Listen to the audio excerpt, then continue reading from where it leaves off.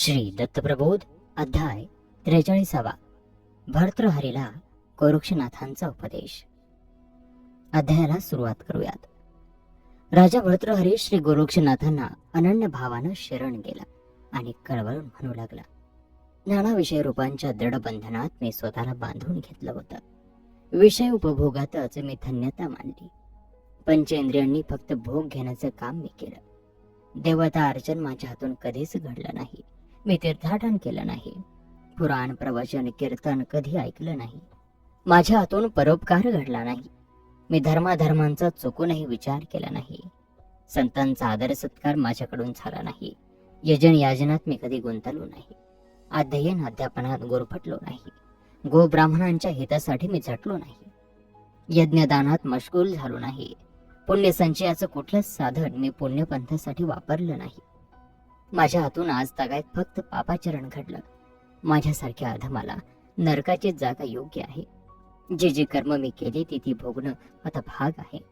पण ते भोग भोगण्याची शक्ती गुरुनाथा माझ्यासारख्या पामराजवळ नाही. नुसत्या भोगण्याच्या कल्पनेनंही माझ्या अंगावर भीतीनं काटा उभा राहतो आहे. म्हणून मी आपणास शरण आलो आहे.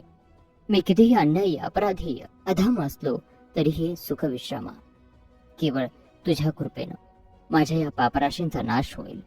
तुम्हाला तुझ्या चरणांचा दासानुदास करून घे. या संसाराला मी पुरता विटलो आहे, कंटाळलो आहे, उदास झालो आहे. माझ्या मनातल्या भीतीचा नाश करून ज्या परब्रह्माचा मला ध्यास लागला आहे त्याच्या स्वरूपाचं मला दर्शन घडव. या लोभामोहाच्या वासना चक्रातून सोडव. त्यावरती गोरक्षनाथ म्हणाले, हे भर्तृहरी राजा, ज्याच्या मनात जो ध्यास त्याचीच प्राप्ती त्याला होते. तुझ्या मनातल्या वावग्या कल्पनांचा त्याग करून तुझं अंतःकरण तूच शुद्ध करू शकशील. आणि स्वदृष्टीनेच अंतर्मुख होऊन पाहिलंस तर ते शुद्ध झाल्याचं तुला आढळेल. तुझ्या मागच्या सर्व वासना केव्हाच लुप्त झाल्या आहेत. तू मागे वळून बघ, एकही पिंगला इथं नाही. गुरुवचन प्रमाण मानून त्यानं मागं बघितलं. त्या हजारो पिंगळा केव्हाच नाहीशा झाल्या होत्या. त्यांचा मागमोसाही तिथं नव्हता. भर्तृहरीला धीर आला. गुरुचरण न सोडता त्यानं गोरक्षनाथांना विनवलं, नाथ, माझ्या भावबंधनाचाही नाश करा. भवतापानं माझं मन तप्त झालं आहे. ते शांत करत माझ्या आत्म्याला या जन्ममरणाच्या जोखडातून मुक्त करून ब्रह्मरस माझ्या ओठी लावा. या तुमच्या अज्ञानी बाळाला सकृप होऊन उद्धारून या. माया मोहातून मुक्त करा. त्याची ती आग्रहाची मनपूर्वक विनंती ऐकून गोरक्षनाथाने त्याला उचलवून छातीशी घेतलं. कळवळा येऊन त्याच्या केसांवरून हात फिरवला आणि त्यांनी त्याला सांगितलं, हे भर्तृहरी राजा, या आनंद मुहूर्तावर, या अमृत वेळेला मी तुला दीक्षा देतो. सर्व पूजा सामग्री तयार कर आणि शुद्ध अंतकरणानं दीक्षाविधीला उभा राहा. नम्रपणानं हात जोडून मनातील षड रिपूंचा त्याग करून राजा भर्तृहरी गोरक्षनाथांच्या पुढ्यात उभा राहिला आणि म्हणाला, नाथ, पूजा सामग्री तयार आहे. निद्रेच्या प्रेमजलानं मी आपले चरणकमळ क्षाळेन. सद्बुद्धी चंदन फाळावर चर्चेन. विवेकाचा परिमळ लावेन. भक्तीच्या अक्षता ठेवेन. सद्भावनेचा हार गुंफून आपल्या गळ्यात घालीन. वैराग्य चिरात चरणी अर्पेन. शांती दया क्षमेची फुलं वाहीन. शमदमाचे गजरे माळेन. विरक्ती हार अर्पण करेन. अनुतापाची सिद्ध मेखला निश्चयाच्या कटेवर घालीन. मुमुक्ष अर्थाची कुंडल करणी लापेन. लोभ ममतेच्या पादुका चरणी अर्पेन. प्रकृतीची कोमल तुळस आणि त्रिगुणांचं त्रिदळ आणि अष्टभावाचं अष्टकमळ तुम्हाला वाहीन. तनमन धनाची दक्षिणा आपल्या चरणी अर्पण करेन आणि हृदय सिंहासनी आपली प्रतिष्ठापना करेन. पंचप्राणांच्या ज्योती उजळवून आपली आरती गाईन. हे सर्व ग्राह्य मानून माझा आपण अंगीकार करा. त्याची ही अनन्य निष्ठा पाहून सद्गुरूंचं समाधान झालं. गोरक्षानं तात्काळ भर्तृहरींच्या मस्तकावर हात ठेवला. त्याच्या कानी गुज सांगितलं, निज मंत्र दिला. अभयकर त्याच्या सर्वांगावून फिरवून त्याला तात्काळ ज्ञानबोध दिला. सर्व योग निरूपला. त्याचे शम दम नष्ट केले. विकार विकृती लोपवल्या. पंचविषयांचा त्याग करविला. कल्प विकल्पांचाही त्याग करविला आणि त्याला शुद्ध वितरागी बनवलं. निज कृपेत रंगवला. इडा पिंगळा सुषुम्ना यांचा मार्ग दाखवून रेचक कुंभक त्राहटक लक्षणाही दाखवल्या. सर्व तत्वांची ओळख करून दिली. पाचे मार्गांचं निरूपण केलं. प्राण अपानाची संयुक्त गाठ उकलवून दाखवली. नळगताचा संचार दाखवला. कुंडलिनी प्रवेश प्रकार सांगितला. षटचक्रांचे भेद दाखवले, मातृकेसहित दैवतांचे प्रकार वर्णन केले, अजपाजपाचं प्रमाण स्पष्ट करून पंचदेहाचं विवरण केलं, पंचसमाधींचं ठाण सांगून अवस्थादी गुणही वर्णन करून सांगितले, सप्तपातळांचे भेद विवरण केले, सप्ताद्री समुद्र दाखवले, पश्चिमेपासून असणाऱ्या 21 स्वर्गांचं मांडण्या दाखवल्या, 14 भुवन राजा भृतहरीला हिंडवलं, ब्रह्मस्थानी पावविलं आणि त्याला सरतेशेवटी उपदेश दिला. तुला अभय कर देऊन मी तुला आत्मतत्वी अमर बनवलं, जन्म मृत्यूचा तुझ्या बाबतीत नाश केला, तुझी काया अमर बनवली, पण तू मात्र बोलल्याप्रमाणे सर्व देहाची माईक व्यवधान सोडून गुप्त रूपानं वापरायला हवंस. नित्य तपाचरण योग साधना करायला हवीस. योग साधना साधताना जगत अदृश्य राहून वावरावस. साधनेच्या मोहात न पडता साधना करावीस. गुण दोष न पाहता, भेदाभेद न करता, कोणावरही भार न घालता तू नेहमीच परोपकारी व्हावस. सदैव शांत राहावस. निर्लोभी निर्विकारी बनावस. कुणालाही न दुखवता लोकसंग्रह वाढवावा. मृदुभाषणी असावं. षडरूपूंच्या आहारी न जाता राहावं. हा माझा तो माझा ही ममत्वाची भावना पूर्णपणाने नष्ट करून प्रात्म्याला जाणायला शिकावं. सोहमचा शोध घ्यावा. सर्व भूतमात्रांमध्ये एकतत्व पाहावं. मुखानं एकसारखं नामस्मरण ठेवावं आणि चरितार्थासाठी भिक्षेचं साधन बाळगावं आणि असा प्रपंच करावा, तोही सावधान राहून. कुमार्गाचा संपूर्ण त्याग करावा.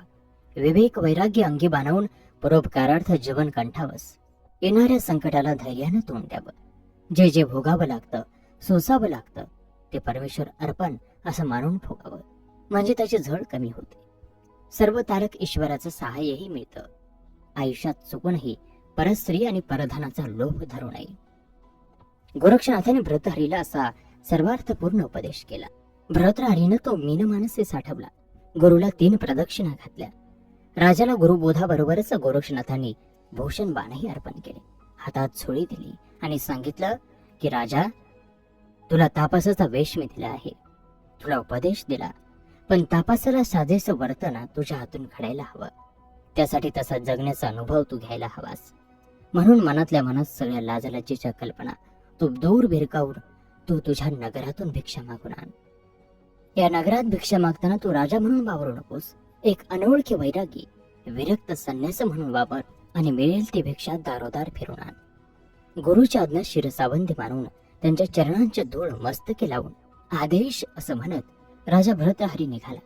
नगरात घरोघर फिरून तो भिक्षा मागू लागला. राजा मुखानं सद्गुरूंचं भजन म्हणत होता. हातानं किंगरी वाजवत होता. साऱ्या प्रजेला राजाचं हे विरक्त रूप पाहून दुःख झालं. सुकुमार तेजपुंज असा राजानं साऱ्या वस्त्रभूषणांचा त्याग करून साधी कपणी चढवली. समृद्धीचा वैभवाचाही त्याग केला होता. प्रजा मात्र आपल्या राजबिंड राजाचं ते रूप पाहून हळहळत होती, कळवळली होती. राजा मात्र जराही विचलित न होता प्रत्येक घरी फिरत अनख म्हणत भिक्षा मागत होता. पदरात पडेल ती भिक्षा घेऊन पुढे जात होता. असं करता करता सारे नगर फिरून राजानं खूप भिक्षा गोळा केली आणि गोरक्षनाथांच्या चरणी वाहिली. गोरक्षनाथांनी सांगितलं की या भिक्षेचं अन्न शिजवून साऱ्या नगरवासियांना प्रसादाला घेऊन ये. राजानं हा निरोप साऱ्या नगरजनांना सांगितला. यथावकाश सारे जन प्रसादाला आले. गोरक्षनाथांनी आपल्या गुरूंची यथासांग पूजा केली. महेंद्रनाथांना नैवेद्य दाखवला. त्यांना संतुष्ट केलं. राजा भृतहरीनं आपल्या गुरुला म्हणजे गोरक्षनाथांना नैवेद्य दाखवला. त्यांना तृप्त केलं. सारे प्रजाजनही प्रसाद सेवन करून संतुष्ट झाले. सर्वांचं झाल्यावर राजानं प्रसाद भक्षण केला आणि गुरुच्या सामानाची बांधाबांध केली. आपल्याही चंबूगबाळ आवरलं आणि तिथून मुक्काम हलवण्याची तयारी केली. राजा आपल्याला सोडून या गोसाव्याबरोबर जाणार हे पाहून सगळ्या जनतेला अपार दुःख झालं. राजा अतिशय प्रजाहितक्ष होता. जनसामान्यांच्या सुखदुःखाचा विचार करून राज्य शकट चालवणारा तो होता. त्यामुळे तो त्यांचा लाडका सम्राट होता.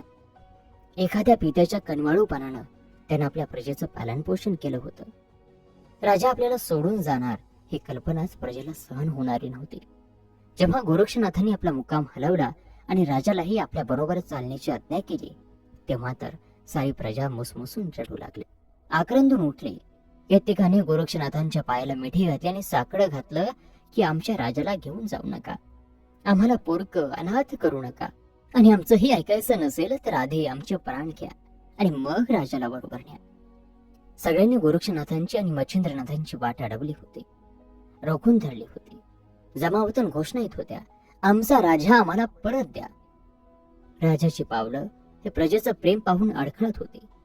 प्रजा प्रेमानं अडवत होते. कुठल्याही गोष्टीचा त्याग करायला सिद्ध झाली होती. पण गोरक्ष मात्र राजावर संतापले होते. राजा, मध्ये असल्या अडचणी निर्माण करत तू थांबला आहेस.